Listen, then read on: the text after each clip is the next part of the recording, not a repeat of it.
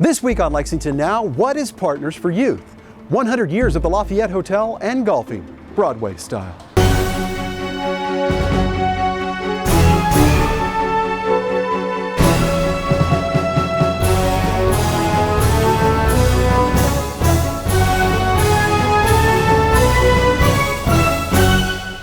I'm Neil Noah, and welcome to Lexington Now for the week of February 8th, 2021.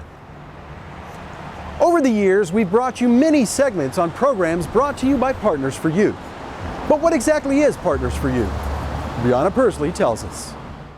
So Partners for Youth wasn't always a thing. In October of 1994, there was a tragedy in Lexington, Kentucky. A young African-American male was killed by a white police officer. And just like we're seeing today, there was a lot of unrest. People just felt as though the black community was being treated unjustly. There was a lot of protesting, pretty similar to what we are seeing today. And so Mayor Pam Miller at the time wanted to pull the community together and really have a discussion of what can we as a community do to bring us all together for one community and give youth a positive outlook on the future and also give them the tools they need to succeed. So in April of 1995, Partners for Youth Foundation Incorporated was born. Our mission is to promote positive youth development and to prevent juvenile delinquency through collaboration and capacity building. So what does all that mean? Because that's a lot of words. So our oldest program is our Grassroots Grant Allocations Program to push funding out to people that are interested in doing programming for at-risk, vulnerable, or underserved youth. And over $1 million has been distributed. We're almost to our 2 million mark. So that's pretty impressive for 25 years. There's enrichment programs, there's arts programs, there's equine programs, things where youth can get involved in their community and learn things that they may not otherwise have an opportunity to do. In 1998, Toyota was gracious enough to give us a grant, and they have been with us ever since. And that is where individuals who are in high school or a freshman in college that are still participating in those grassroots programs, they can be nominated for a $1,000 scholarship. One of those young lucky people gets an additional $500 for a total of $1,500 towards their secondary scholarship. And so to date, we have given out 236 scholarships, and that encompasses $214,500. In 2001, Holyfield Photography joined that initiative, and ever since then they've donated over $35,000 to our scholarship program by taking photographs of those youth. Photographs are expensive, if you well know, and you've had senior portraits. They can get pretty pricey, but Holyfield has donated those young people a free photo session where they get to have their picture taken and a little bit of information about them. So it's a really special moment. Another one of our programs that began, Neighborhood Youth Council, and that is a program where we take high school students and we connect them to city government. They learn a little bit about what the city does and what policymakers do, but they also get a chance to become leaders in their community and serve their community. So what we currently focus on now, which is Youth Chosen, is the 3 C's. That's college, career, and community. So our youth wanted to focus on those 3 things to try to make an impact on not just themselves as far as focusing on careers, but also on the community that they live in. Another way our neighborhood youth councils have grown is with our police immersion program. So since 2016, the police have really just given a chance to love on our kids and connect with them and teach them what the police do in our community and why they do it in our community. And one of our favorite events that we've had since 2006 is Spotlight on Youth. Spotlight on Youth is a day where kids just get to shine. They get to show their talents and dance on stage, they can rap on stage, they can show the art that they do, and that has been a fantastic event for you to really just show what they have. In 2012, Partners for Youth took on the I Do initiative. This is an initiative where we identify opportunities, develop relationships, and organize partnerships. And that encompasses the community again. We have community partners that sit down on the west end of town, Cardinal Valley, and Gainesway. And those tables come up with fun, free, creative ways to serve youth and their families. We also have something that came from that initiative that is the I Do program list. And most people are always looking for that list. It's pretty popular. And that focuses on free and affordable programming throughout the year. So it comes out 3 times a year: school year, spring break, and summers. In 2019, Partners for Youth was assigned the Summer Youth Job Training Program. That's where the City of Lexington employs 300 youth who are rising sophomores, juniors, and seniors in high school, and they are given jobs throughout the city that they are interested in. And then we connect them to the work sites that fit within those career interests. And they work 6 weeks and they earn $10.10 an hour, which is pretty impressive. So we're excited about this new initiative for us. If you're interested in being a partner for youth, we strongly encourage you to visit our website at partners4youth.org, or you can visit our Facebook page at Partners for Youth Foundation Incorporated. And that way you'll learn a little bit more about us and figure out where your gifts can be used to empower youth in Lexington. While we've all been busy navigating the COVID-19 pandemic, an important anniversary almost went by unnoticed. The building that is the current home of the Lexington Fayette Urban County government turned 100 years old this past year. But our building wasn't always home to City Hall. It began its long history as the former Lafayette Hotel.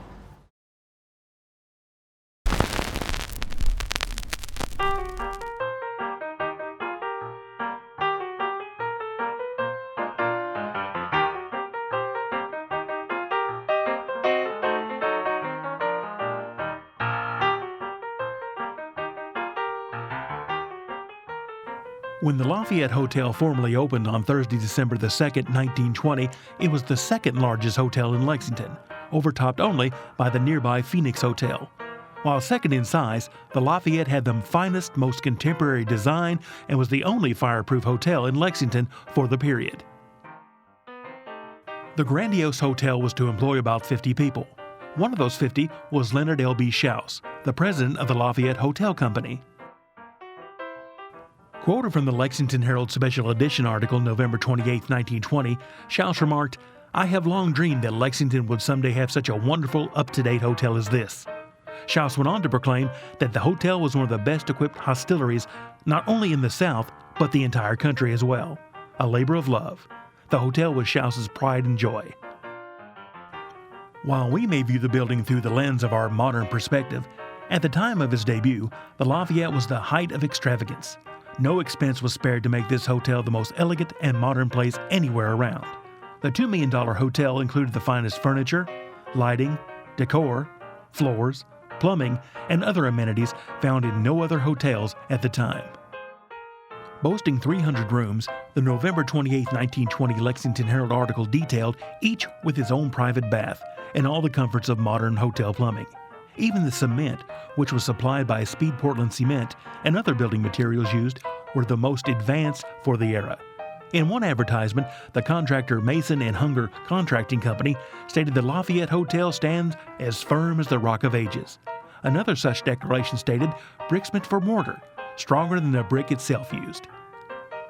The Lexington Herald published a special section in the November 28, 1920 edition to commemorate the Lafayette Hotel's formal grand opening. Companies that had any affiliation with the Lafayette building proudly placed their quarter-size advertisements in the edition. The newspaper also had a schedule of events for opening day on December 2nd, 1920. The grand opening was from 10 a.m. until 5 p.m. Special provisions were made for the men from 10 a.m. until noon and for the ladies from 3 to 5 p.m. One can only imagine how proud L.B. Schaus was on that day. And what is a grand opening without an elaborate evening dinner dance to complete the day? The event was scheduled for 7 p.m. and was priced at $5 per plate. Held in the ballroom, which was claimed to be the finest in the South, The newspaper mentioned a program of music, flowers, and entertainment in keeping with this notable event will be presented throughout the dinner and dance. Truly partying like it's 1920. As Lexington and the world changed, the Lafayette Hotel stood firm as the Rock of Ages for 43 years. Throughout those years, it saw many guests and diners pass through its doors. Keeneland visitors found respite in its stately rooms. Meeting and functions were held in the elegant ballroom. However, in 1963, the hotel closed its door to guests. But in the coming years, the building would serve an important new purpose. In 1982, it was purchased by the LFUCG. With some renovations, in 1984, the building became the headquarters of our local city government. Today, the building is undergoing some renovation and repairs. However, one can still see the elegant and beautiful decor of our Lafayette Hotel days. Happy 100th anniversary to this grand old building. When we come back, golfing with a glamorous twist. I wear a mask so I can safely fly out of Lexington Airport to go see my grandson. Because I like grocery shopping and going out shopping with my daughters. So I can feel safe when I go shopping or go to the grocery. In memory of my husband, Bill McCann, who was a community leader, and he would have supported this cause. Help me and wear yours too. Help me and wear a mask too.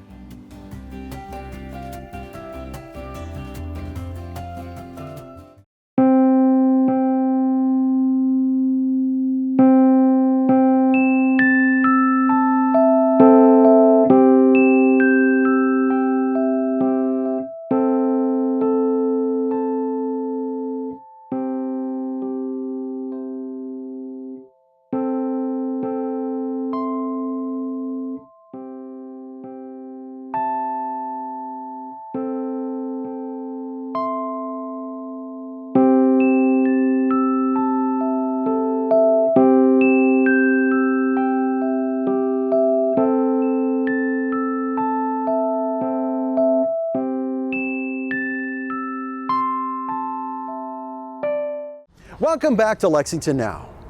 During the pandemic, businesses have had to rethink how they do things. The Opera House has put its creative minds to use to bring you golf, Broadway style.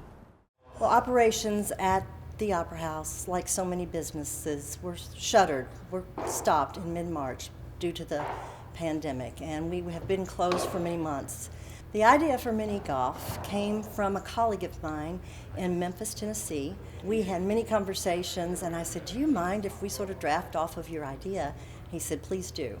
At that point, I went first to my tech coordinator, Matt Bledsoe, and I sprung the idea on him, and I said, don't laugh, just listen.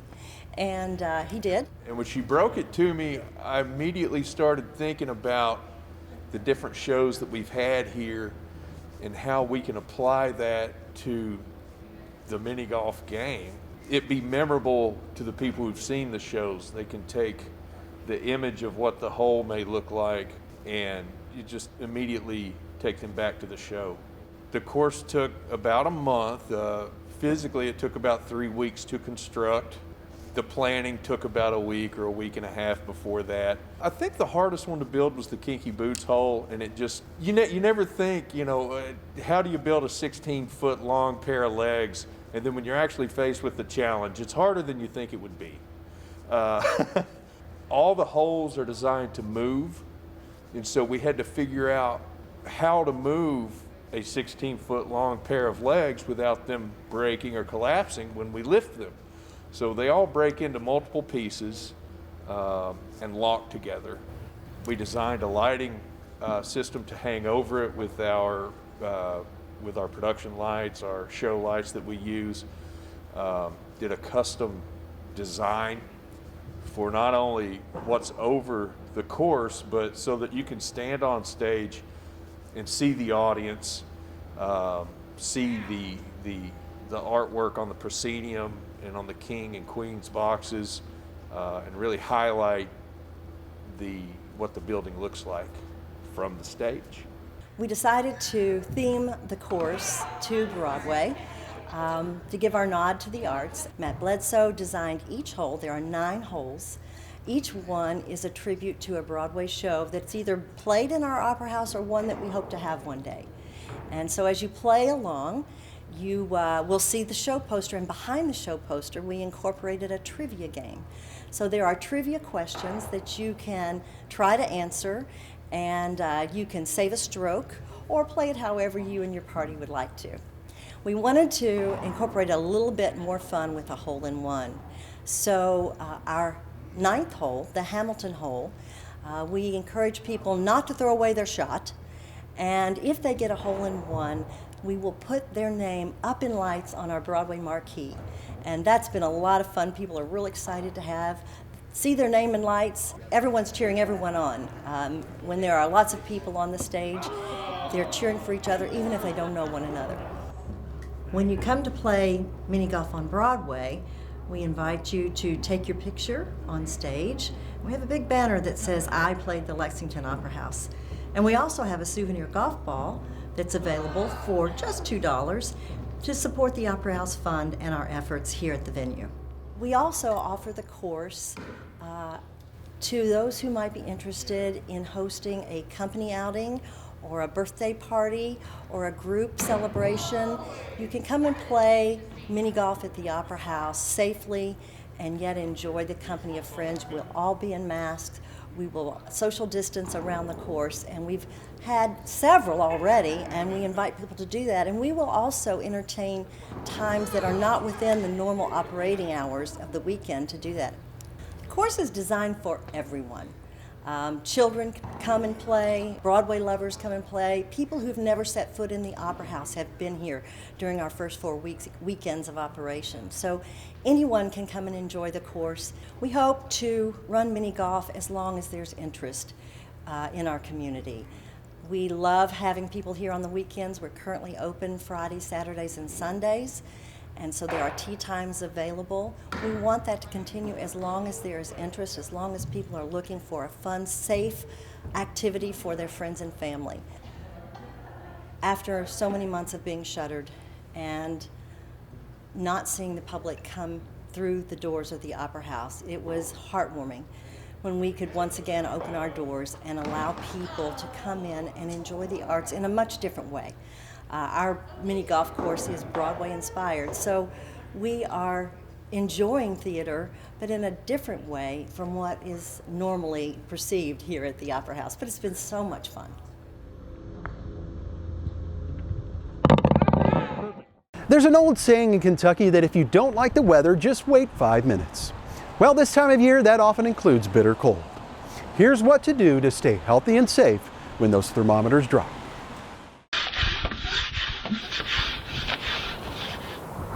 Like it or not, winter is upon us, and it often brings hazards like snow and ice. But there is another danger that is not as frequently addressed, and that is the cold.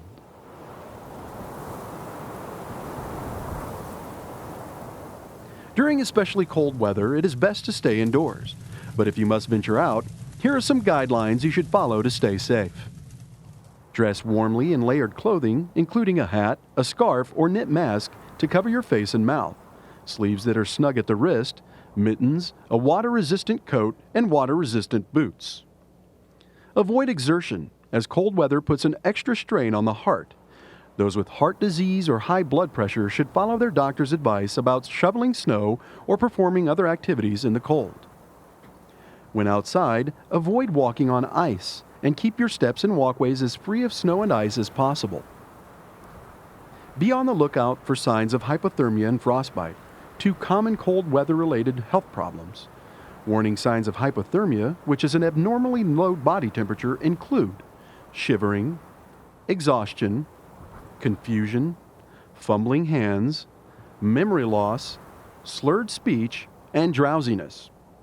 If you detect symptoms of hypothermia, seek medical care immediately. Get the victim into a warm room and remove any wet clothing.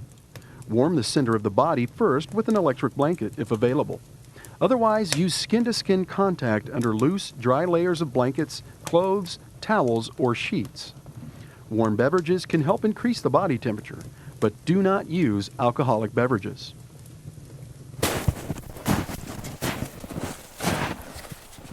Warning signs of frostbite or an injury to the body caused by freezing include redness or pain in any skin area, white or grayish yellow skin, skin that feels unusually firm or waxy, and numbness. If you detect symptoms of frostbite, seek medical care immediately. Get the victim into a warm room and immerse the affected area in warm, not hot, water. Do not rub the frostbitten area with snow or massage it, as this can cause more damage. Do not use a heating pad, heat lamp, or the heat of a stove, fireplace, or radiator for warming, as the frostbitten areas are numb and can be easily burned. These procedures are not substitutes for medical care, and all emergencies should be reported to a physician or healthcare provider. If you follow these simple rules and exercise caution, you can weather the worst winter has to offer and come out healthy on the other side when the warm breezes of spring start to blow.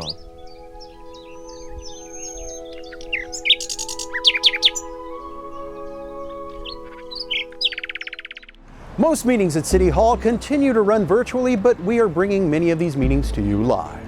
Check out our website for the most accurate and up-to-date coverage of city business. And for the latest on how the city is handling the pandemic, visit our official response site, including test sites. Simply click on the banner at the top of our homepage. That's all for now, but as always, you can keep up with us on social media. Check out the latest traffic updates on Twitter at LexRex, or catch our live traffic cams on LexingtonKY.gov. For all of us at Lex TV, I'm Neil Noah, and that's it for now.